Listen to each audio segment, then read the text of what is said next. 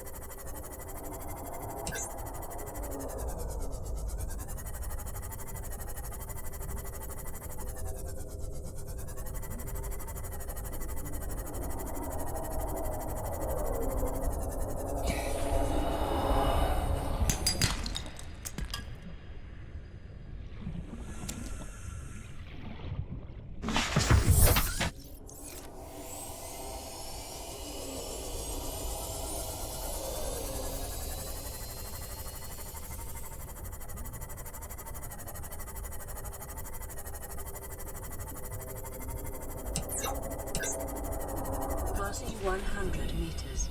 Oxygen efficiency decreased.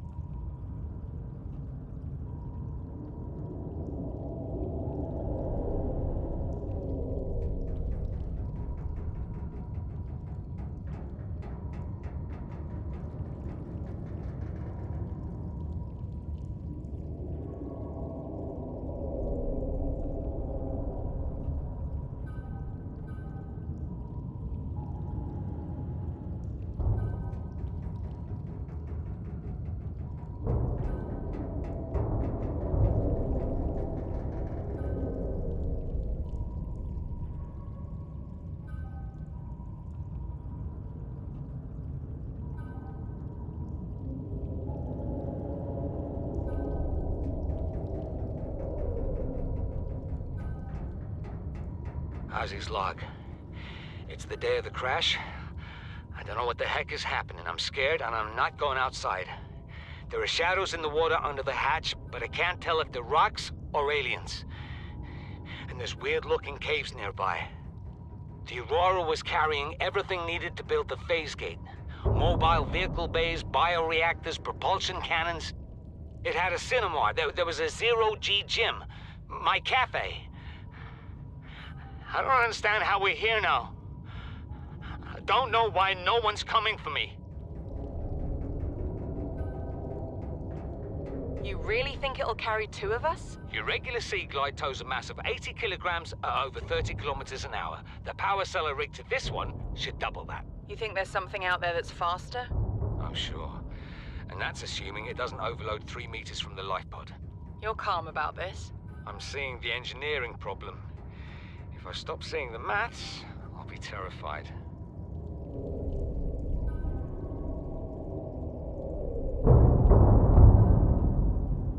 Ma'am, I need you to stay calm. We're not in immediate danger. Where are the rescue teams? The Aurora didn't make it.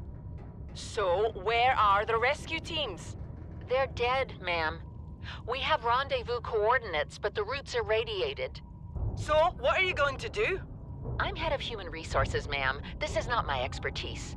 But the PDA says if we can find some lead, we can make radiation suits. Oh, there! I am not setting foot outside this life pod without the proper protection. Don't worry. I'll go.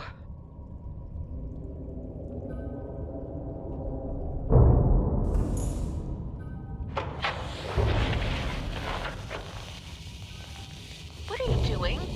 You were gone so long. I thought you'd drowned. Put the flare down! I was going to try and attract someone's attention. That's not a distress flare! Stop waving it around like that. You'll catch the fuel line.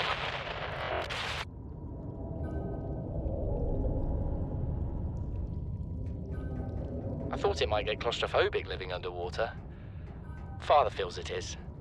He'd tell me it was childish, but I stare out the window and sometimes I think how lucky I am to see this world up close. Back on the island, I wouldn't have believed the creatures that live down here. The fish, they glow. There's one that's 90% eyeball. Snakes twice the length of a habitat compartment. Certainly, it's not all friendly. Most of the plant life is toxic.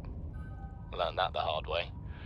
But I've managed to coax some marble melons into growing indoors. And when they don't cover our dietary needs, well, we eat the fish themselves. It's a bit gross, but there's nothing they can do. I've been attempting to document my findings. Father approves. He says understanding is power, that the more we know about this planet, the more we can use it to our advantage. I'm just doing it because it's fun. It's not easy without proper equipment and network access, but the old-fashioned way, observing, taking notes, testing theories, shows me the world in a way a spectroscopic analysis never could. Lately I've been watching the crab snakes. They ambush their prey as it tries to feed on the mushrooms they hide in. What they don't eat settles on the seabed, which fertilizes the mushrooms, which feeds the herbivores, and so the chain continues. Co-evolution gives me the fuzzies.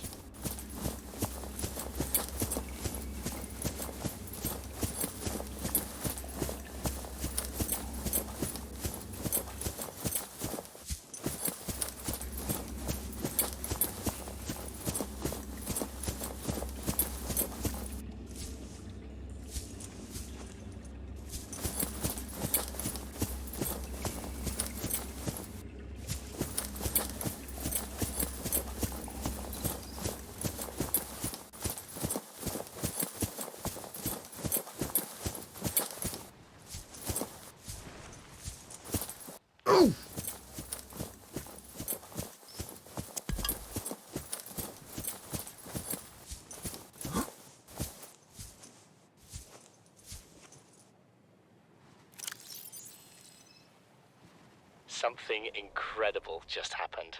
Since we're down here, I had this plan to build equipment and study the life forms we were encountering, but I didn't have enough enameled glass. So, I started looking for a natural substrate that would strengthen the glass we have, and those stalker teeth we've been finding fit the bill. Only, well, we needed more. That's when Marguerite got interested. She actually listened to me, more than I can say for Father. And I worked up the courage to talk about my more tentative theories. When I told her they were attracted to metal deposits, that their teeth get dislodged when they pick them up, her eyes narrowed and she dashed out of the room.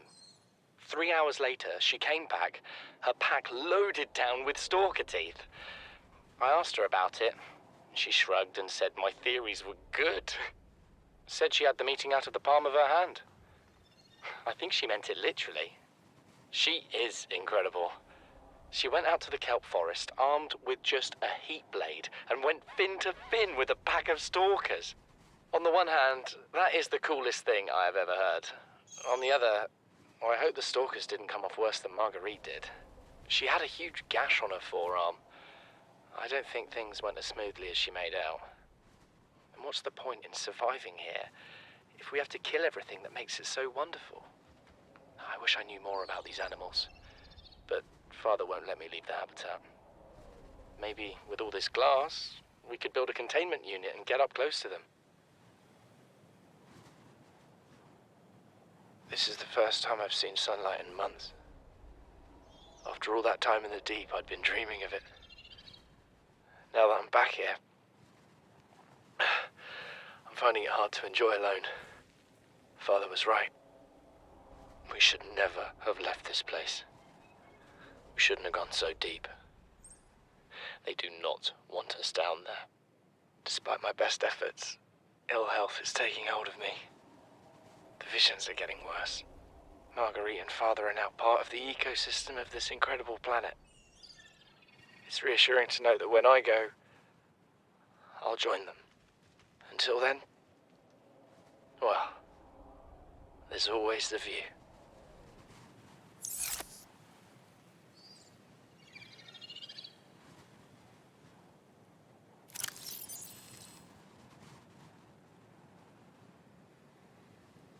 This island is a godsend.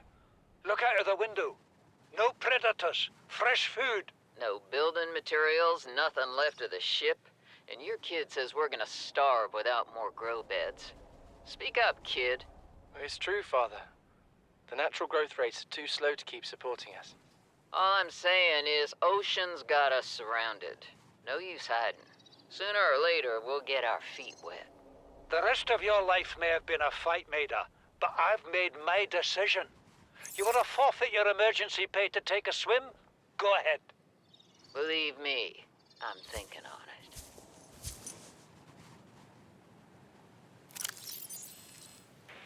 Son, I said wait for the storm to pass. Your life's more valuable to me than a plant patch. You stopped being in charge when the ship you were captaining sunk. I'll stop being in charge when you take charge of yourself. Say, Chief. Chief, What? you know how to drain those grow beds of 40 tons of stormwater? Or how to conjure food from the air? I know how to prioritize.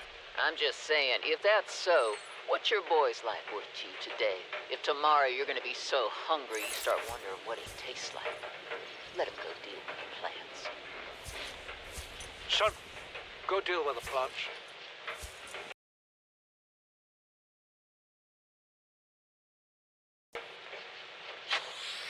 Bard, Torgo has disembarked the habitat. Interfere with my family again, and when rescue arrives, I will leave you here. Do you understand me? No rescue coming, Chief. Not in time. And no staying here neither. This rain keeps falling, sooner or later this place will be buried. Only choice we got is whether to get buried with it.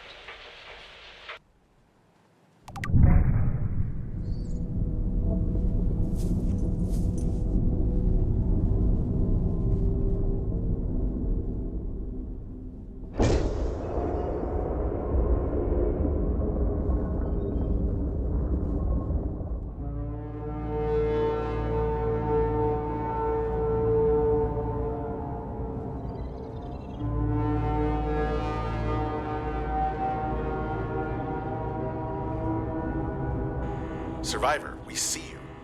Man, I don't know how you held out down there. We broke an atmosphere, and we're descending towards the landing site. Is that a building down there? What do you mean you can't identify it? Hold on. No turning back. Now. Positions, everyone. Touching down in 10, 9, 8. It's coming from the building? Change course. Set thrusters to full.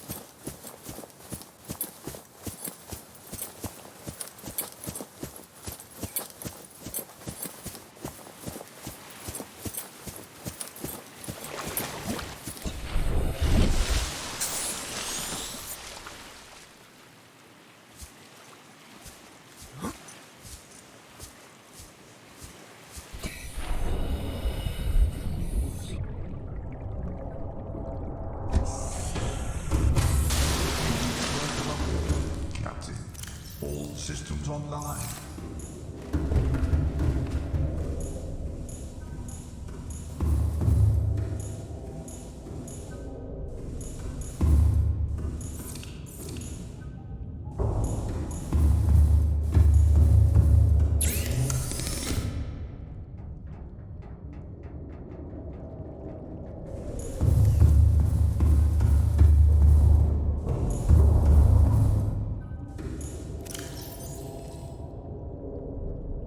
Chief, you brought us to this sodden planet.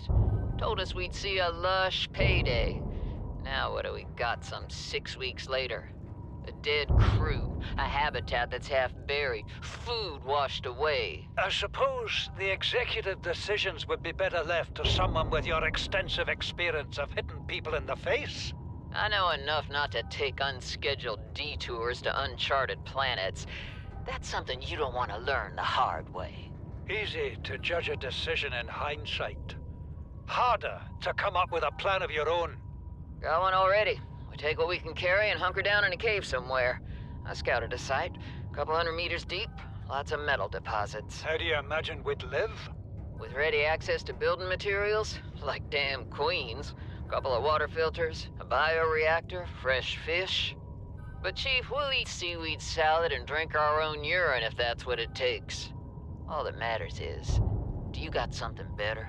Send the coordinates to my PDA. I'll review your proposal.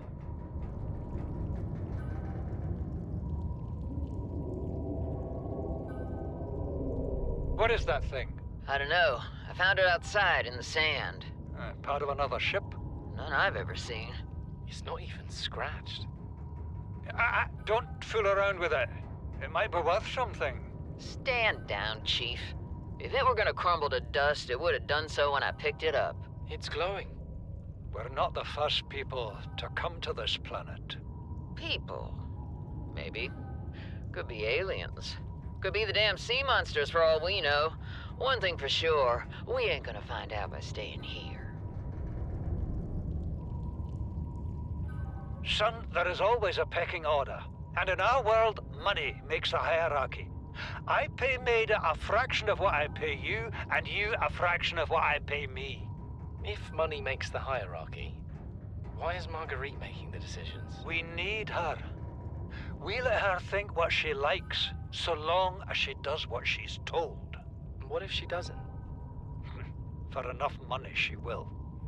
People always do.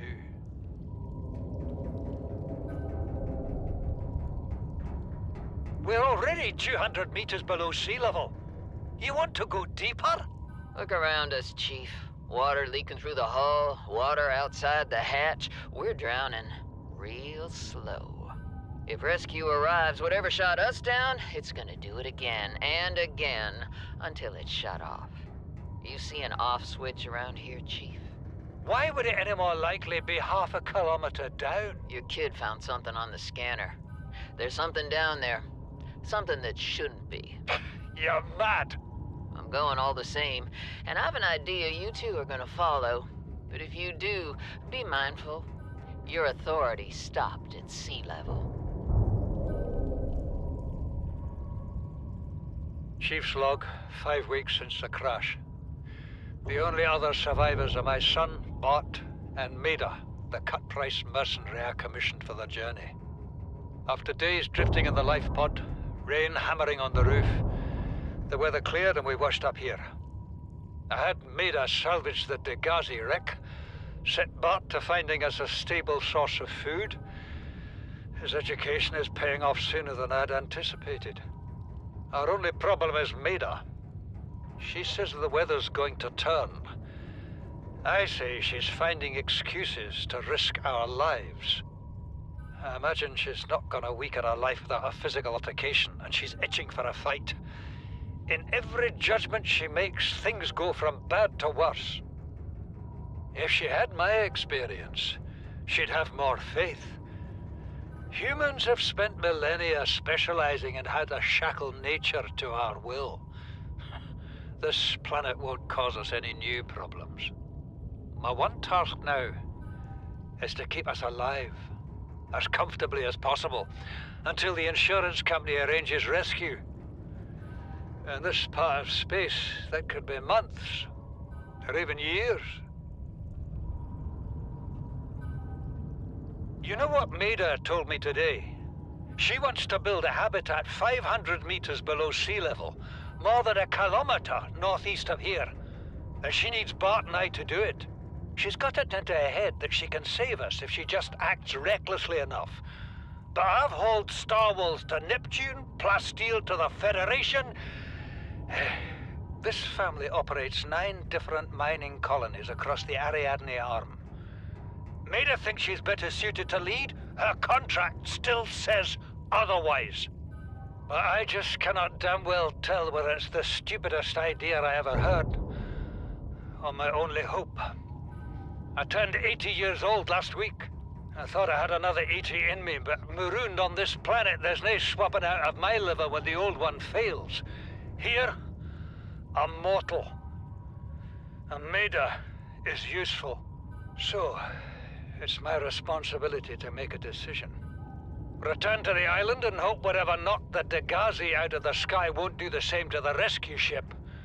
Or take us deeper in search of answers. And all the while be hoping old age gets me before the sea monsters do. I'll give Maida just one thing. She was right about these caves. There's enough lithium there to fabricate 100 tons of plasteel. Enough for a damn fleet of Cyclops submarines. There was nothing anyone could have done to avoid crashing here. But I was right to order the detour. If we get off this planet, they'll be talking about the Torgal share price on the other side of the Federation.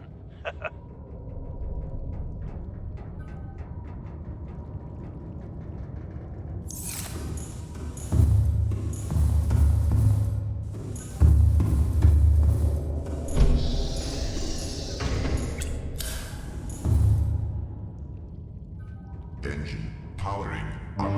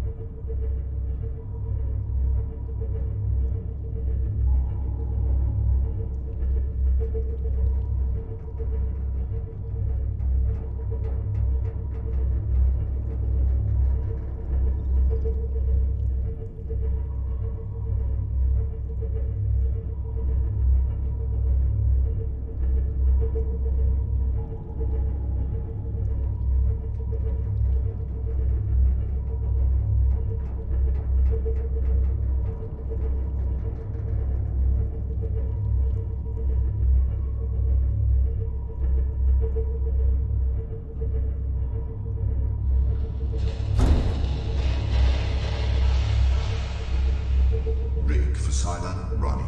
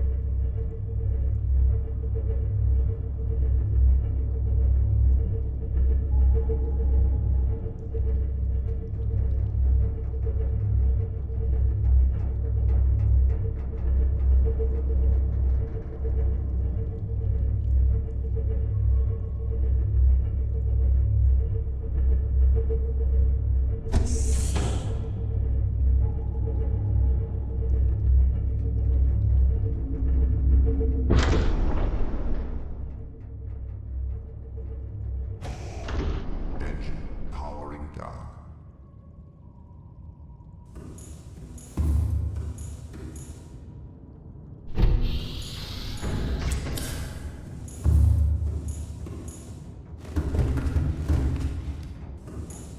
Welcome aboard, Captain.